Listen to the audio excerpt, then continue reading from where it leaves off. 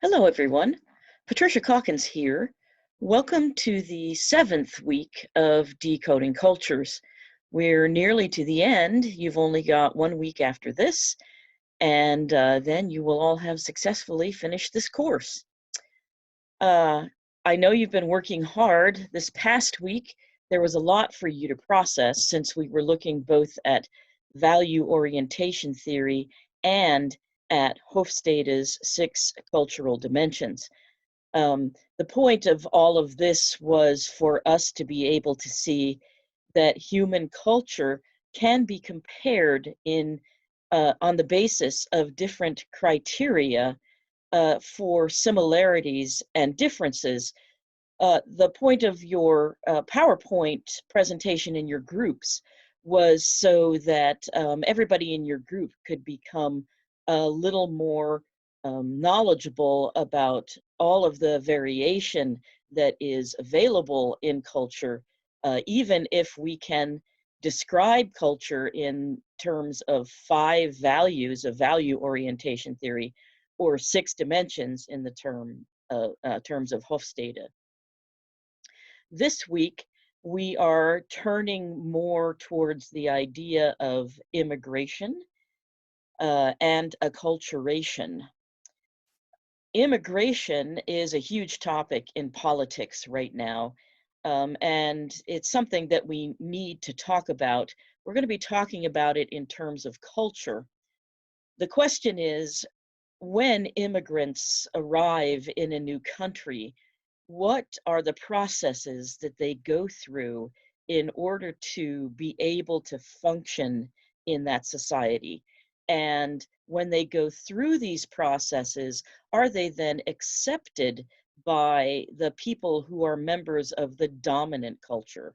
Remember, the dominant culture happens to be the kinds of cultural values to which the majority of that culture would agree.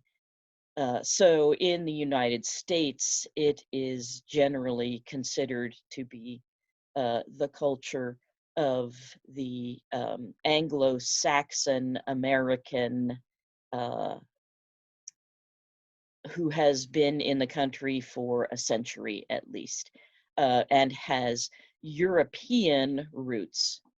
But as we have seen from this last week's work, many of the immigrants who are coming to the United States right now are not at all from cultures that were traditional European sources of immigration.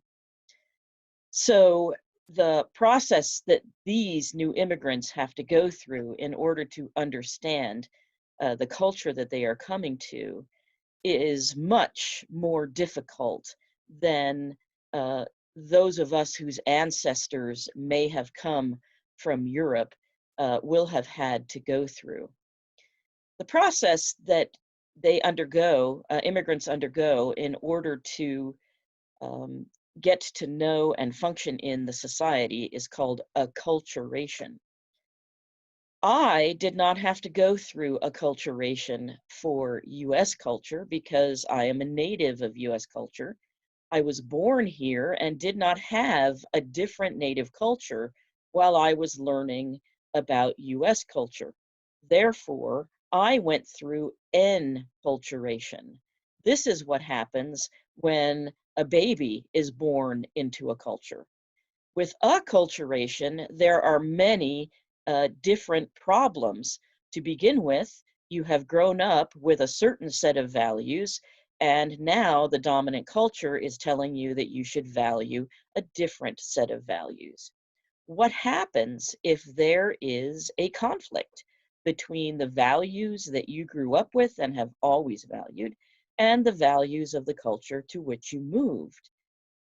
As we had seen in the case of language shift, where it took 3 generations for there to be full fluency of the descendants of the original immigrants in the native language of the dominant culture, the same happens in learning the new culture.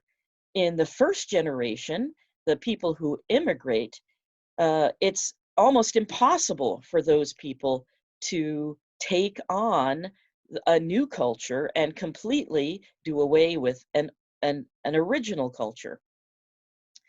In the second generation, this group is generally um, much like the bilingual, able to function in both cultures, more or less harmoniously, but also perhaps with difficulty. And it's only in the third generation, just like it was with language shift, that we see a true acceptance of the dominant culture being possible. So I'm looking forward to this week with you. I thank you for your hard work, and we will talk to you soon. Goodbye.